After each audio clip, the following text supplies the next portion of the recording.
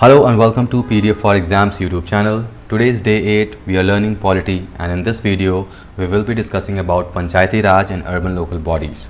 These can be termed as the third layer of government. Why third layer? We'll see that later. Before that, let us consider the two terms that we are going to discuss today, that is Panchayati Raj institutions or Panchayat, and the second term that we are going to discuss is municipal corporation or the local government in cities and town. So if you are living in town or if you are living in village or if you belong to a village, you must be aware of these two terms. So I'm not going into detail about these two terms. We'll see with respect to polity, why do we need to study these two terms and what are the importance of these two government at the grassroots level. So as we know, we have federal system of a government. We already have two governments working, that is a government at central level and a government at state level. So what was the requirement of forming this third level? Wasn't these two governments working properly, the center and state? Yes, of course, they were working very properly, but the problem lies within the local people. So we living in cities or town or villages had certain problems which cannot be directly dealt by state or center.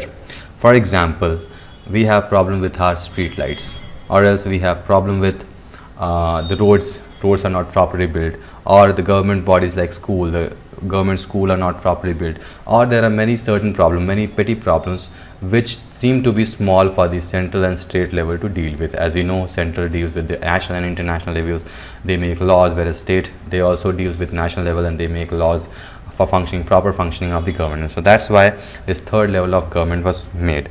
And one more reason behind that is that this is according to Gandhi. Gandhi was national father of a country, we know.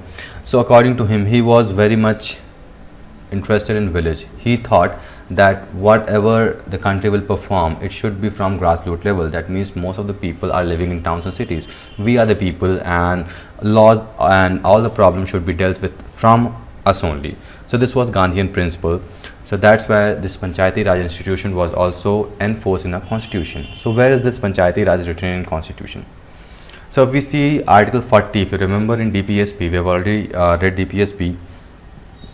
In that we saw that there is Article 40 in which Panchayati Raj has been mentioned.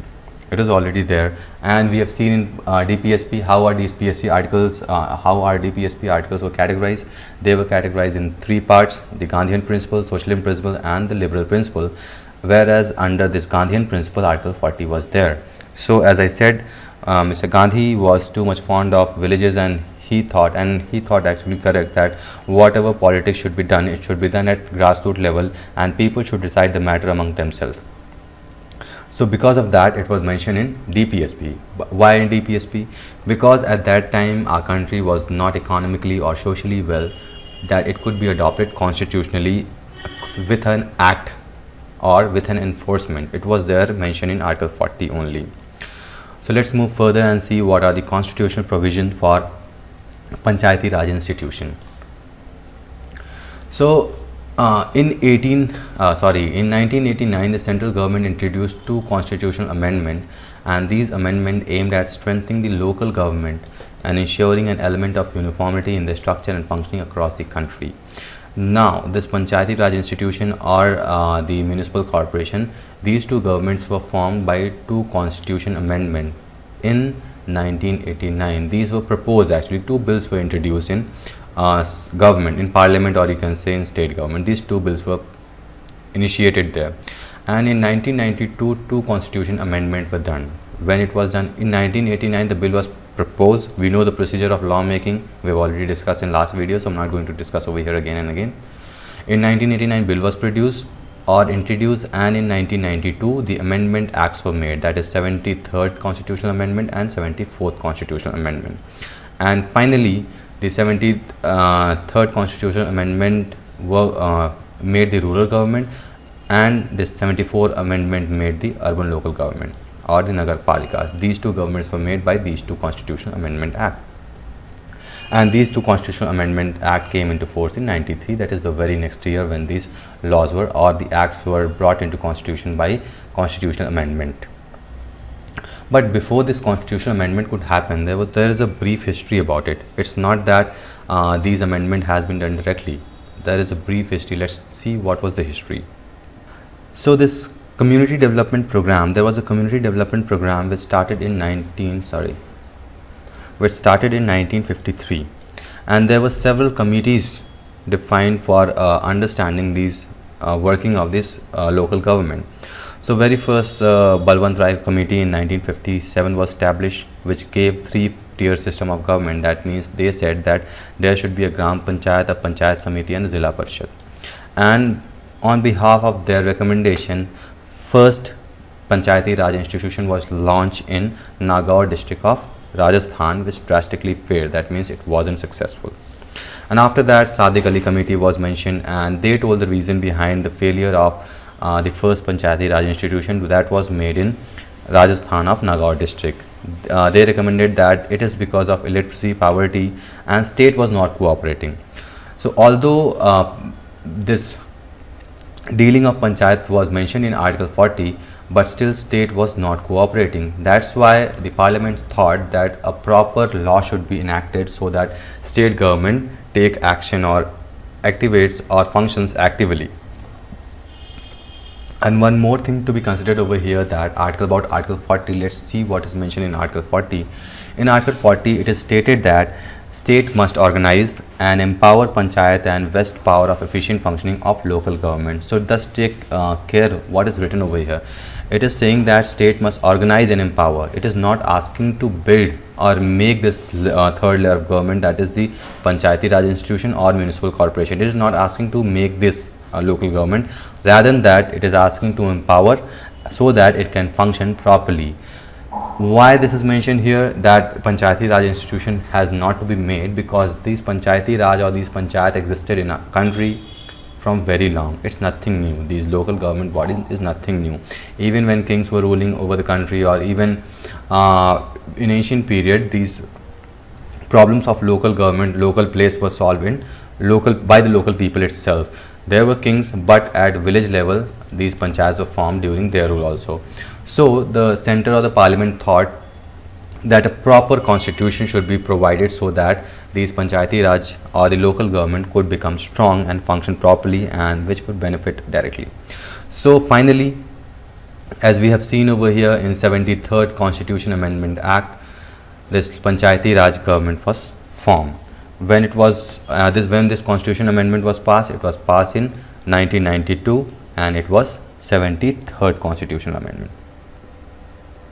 So this Constitutional Amendment 73rd, it has given new articles, that is Article 243 to Article 243O, Clause O, and a new part has also been added in Constitution, which gives provision for functioning of this Panchayati Raj institution at rural areas, that means in villages. Similarly, this 74th Constitutional Amendment Act also gave us several articles, that is Article 243G to 243ZG. We'll see that later when we'll study about this local government, that is municipal corporation or in cities and town. And apart from these new articles, that is Article 243 to 243O, a new schedule was added, that is 11th schedule was added in a constitution, which told or which gave 29 functional items on which panchayat has to function. So for functioning or for making laws, or legislative and executive, these are two kind of bodies in any kind of government. So for functioning, there are several schedules. So in 7th schedule, there are proper list given on which list central can work, on which list state can work, and this new list, that is in 11th schedule, new list were given 29 function item for local government.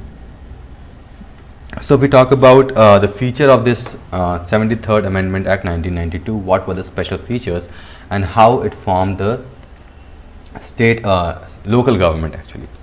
So in the beginning or the very first feature, it gave 3 tiers structure. What is a 3-tier structure?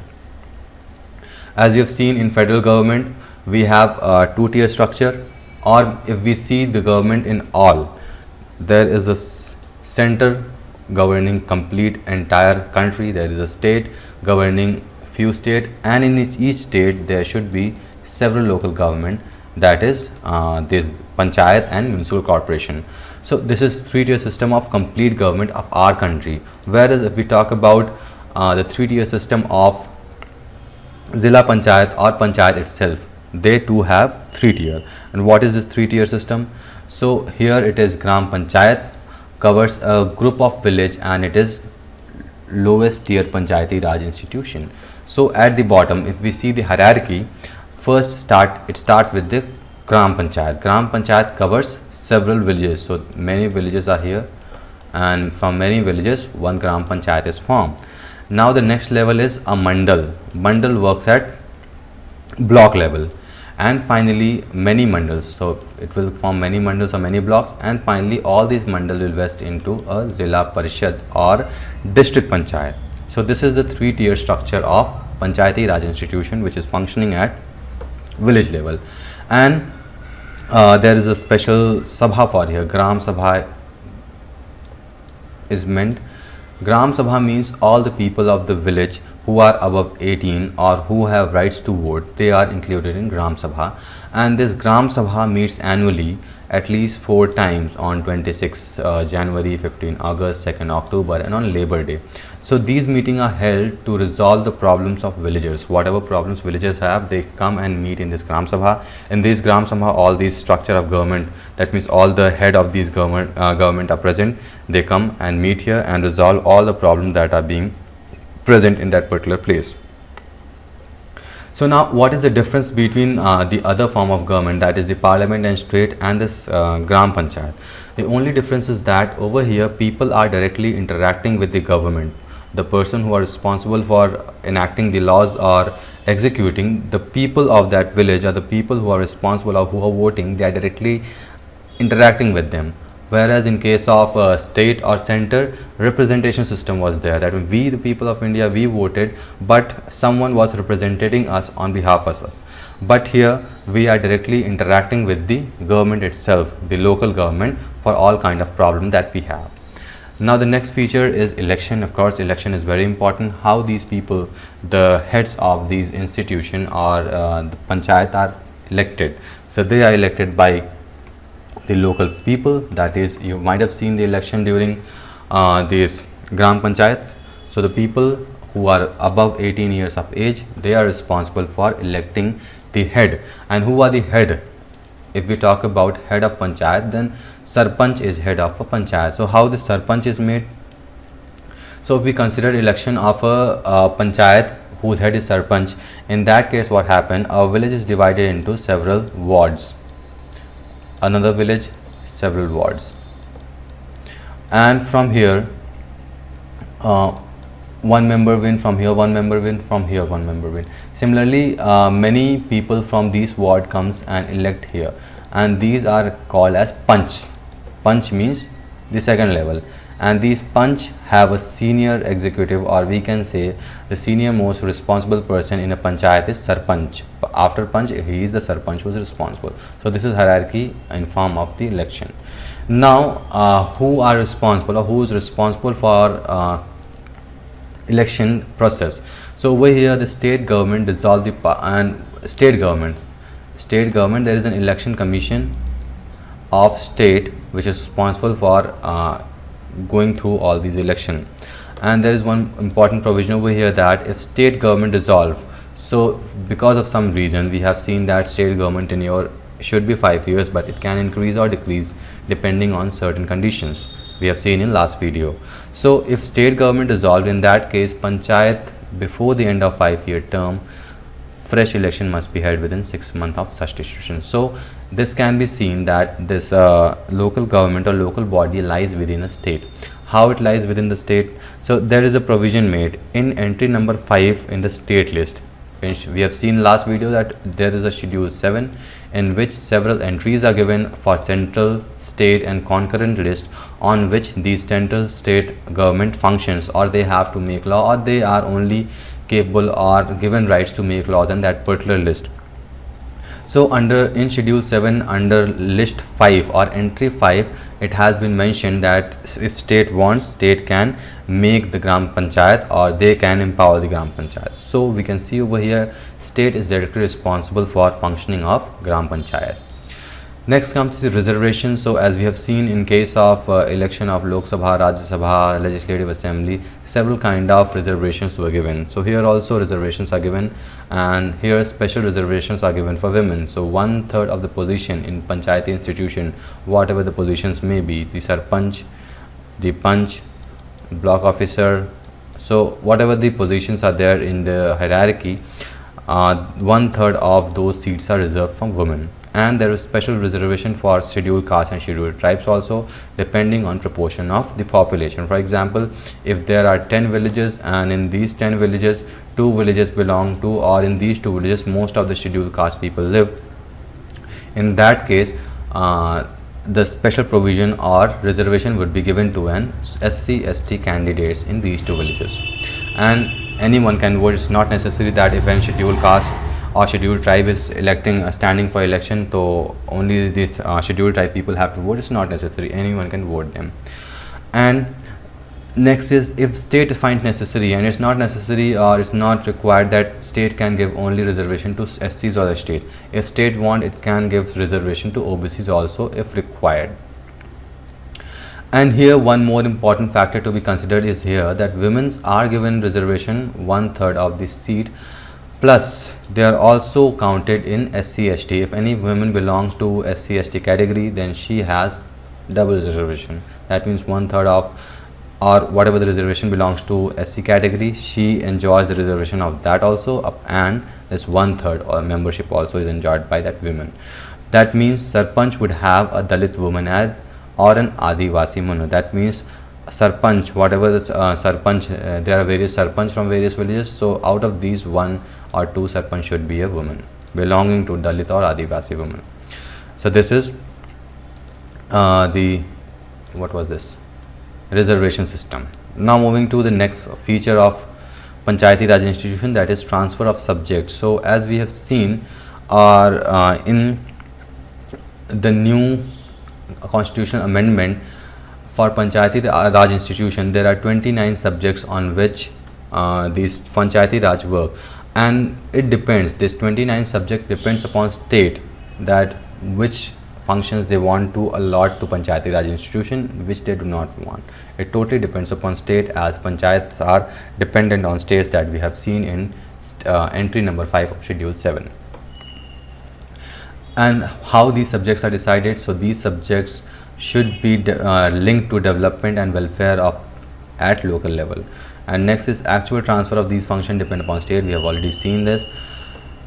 Next is state election commissioner. As I said, the election functioning of Panchayati Raj institution, or the position of Panchayati Raj institution, is handled by state, and there should be a state election commissioner appointed by state.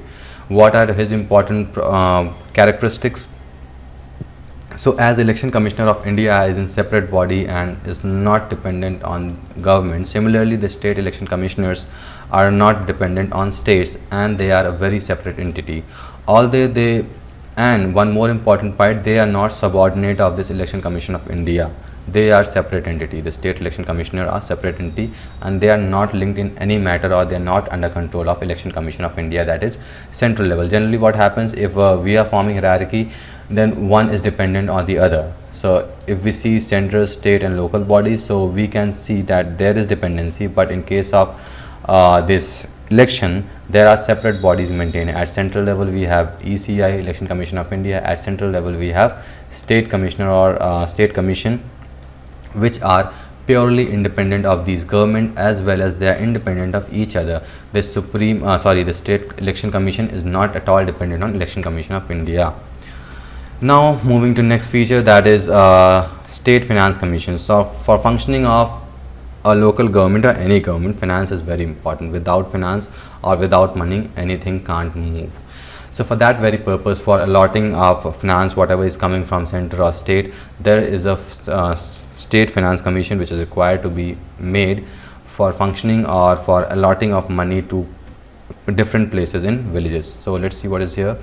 State government is required to appoint a state finance commission in 5 years. Why 5 years? Because every year the tenure of state government dissolves, so that this commission has to be set again and again after each 5 years. This commission would examine the financial position of local government and state. Again, what I said, that these are responsible for examining and giving what are the financial aids required at local level. And another point is that this state finance commission, it would review the distribution of revenue, this I've already told, and there is a body which is responsible for connecting this local government to state government and central government, that is also a part of finance, because finance, sometimes finance comes from state, sometimes finance comes from central also. So there should be a body which is the connecting point between the state center and this local government. Next is disqualification.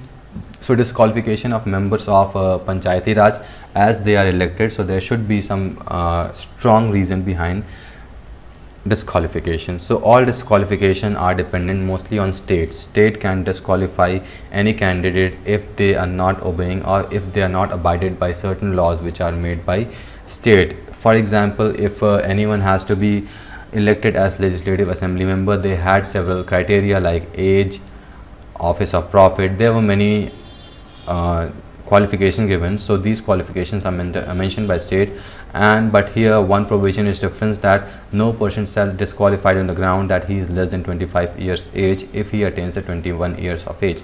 That means if anyone wants to be a member of local government, the minimum age required is 21 years age, not 25 or 30 as it was in case of legislative assembly, legislative council, Lok Sabha or Raj Sabha, but here the age is 21 years. And further, all question of disqualification shall be referred to state authority, which I have already told. Moving further, let's see what is the next topic of the day. So it's PESA, Panchayati Extension to Scheduled Areas Act 1996. So when this 73rd Constitution amendment was passed in 1992, it was not extended to tribal areas. Why it was not extended to tribal areas? Because tribes had their own culture, they were managing natural resources on their own, so we don't intervene them or we don't create them with modern governance. That's why it was not extended to tribal area. But after some time, when it was required that they should be aided, they should be helped with the governance without disturbing their natural resources management, this PESA Act was passed in the parliament, and hence it was extended to scheduled areas or scheduled tribe areas, and this act was passed in 1996. Let's see what are the highlights. So I've already discussed this. The provision of 73rd Constitutional Amendment was not made applicable in area initiated by Adivasi population, but and it is given in 5th schedule. This is also to be mentioned and noted over here, that this Adivasi population area is mentioned in 5th schedule. Next is, many Adivasi communities have their own traditional custom. I've already discussed. For this purpose, more power are given to Gram Sabha of these area, and elected village panchayat have consent of Gram Sabha in many respect. So I've already told that what is this Gram Sabha. Gram Sabha is the Gram Sabha. In Gram Sabha, all the population of that particular area is there. Whoever are above 80 can be part of a Gram Sabha.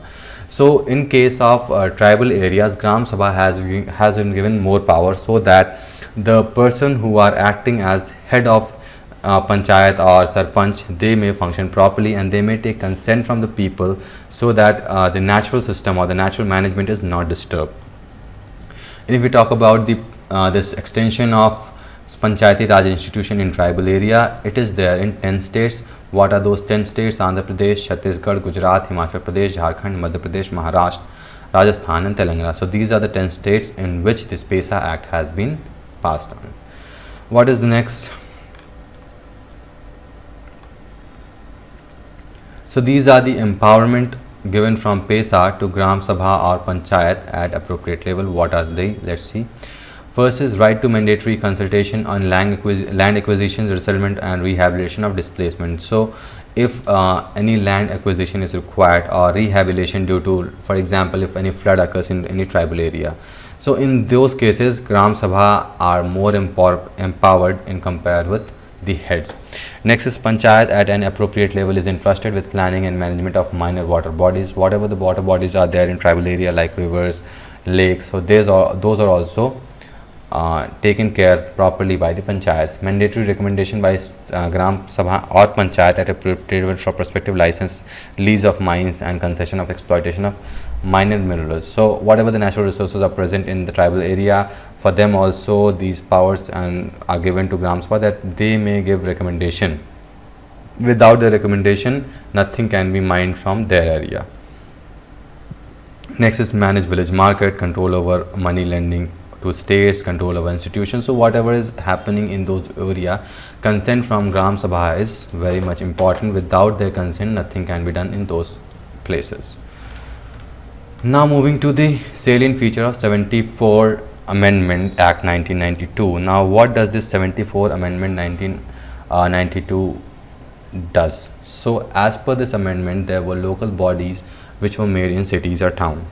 So let's read out what are these. So the 74 Amendment Act added a new part 11A to the Constitution. In case of 73rd Constitution, 73rd Amendment, it was part 11. Here part 11A is added. This part consists provision from 243 to P to 243 clause ZG. So these are the number of articles which were added under 74th Constitutional Amendment 1992 in part 11A. And in addition to this act, 12 schedules in Constitution also has been added. Why these schedules are added? These schedules are added because in these schedules a proper list are provided on which the government has to function. As we know, 7 schedule, 11 schedule for Gram Panchayat, 7 schedule for state and center, and this 12 schedule is made for local government in cities or towns. And it deals with Article 243W. Now let's see what is the composition of this local government in cities. So if we see the composition of local government in cities, it also consists similarly of what was there in Panchayati Raj institution, only the names differ over here. So these local government at district level are divided mainly into 3 types. First is Nagar Panchayat, second is Municipal Corporation, and third is Municipal Corporation. This is Municipal Council and this is Municipal Corporation. So the City Council is name given to a local government in which there is a transition phase. For example, a village is converting to a city, and that the local government would be called as City Council. In case of small cities, the Municipal Corporation, Municipal Council is there, and in case of big cities, Municipal Corporations are there. Now if we talk about the members, so they too have legislative and executive members within them, and in that the head of that these bodies, the head of whether Municipal Corporation, Municipal Council, or this Nagar Palikas or City Council, Nagar Panchayat or City Council, the head is called the administrator, and in case of this Municipal Corporation, he is called mayor. Now how this mayor is elected, or under this what is the hierarchy? So over here also these cities are divided into small wards as the village was divided in case of Panchayati Raj. Among these wards, people are selected and they form a block officer, and this block officer finally reports to a mayor or administrator of that particular city. So this is the structure. Let's see what is mentioned over here. So all the member of municipal shall be elected directly by people of municipal area. That is very common. And for this purpose, each municipal area shall be divided into territorial constituencies to be known as ward, which I have already told. A state legislative may provide the manner of election of chairperson of municipality. Now state legislation is responsible for providing the way how this chairperson is selected, either direct election, indirect election, or by nomination. Now in municipality there are certain representation. What are those representation? First is person having special knowledge or experience in municipal administration without the right to vote in meeting of municipality. So for any function to happen or any proper functioning, there is always some kind of meeting. So in that meeting, some special kind of people may sit who are experienced in municipal administration, but they won't have right to vote. They can just sit and give their ideas. Next is the member of Lok Sabha and state legislative assembly, and next is member of Rajya Sabha and state legislative council, and last is the chairperson of the committee. So these are the members who sit or who are members of government or local government of cities or town. Next is ward committee. We have already discussed about the wards, so I'm not going into this. And again, next is the metropolitan Planning committee, this is also discussed. This composition would be almost same. The manners of election would be same. Only the representation, that means the people who don't have right to vote and but still can sit and give their idea, would differ from place to place. And last is bar to interface court in electoral matters. So if there is some problem in election, so bar council or the court can play a role in this electoral matter. So this was all about today's video. I hope you have understood the local government. If you have any doubt, you can ask in the comment box and it will be discussed most probably in next video. Thank you for watching. See you next video. Till then, goodbye.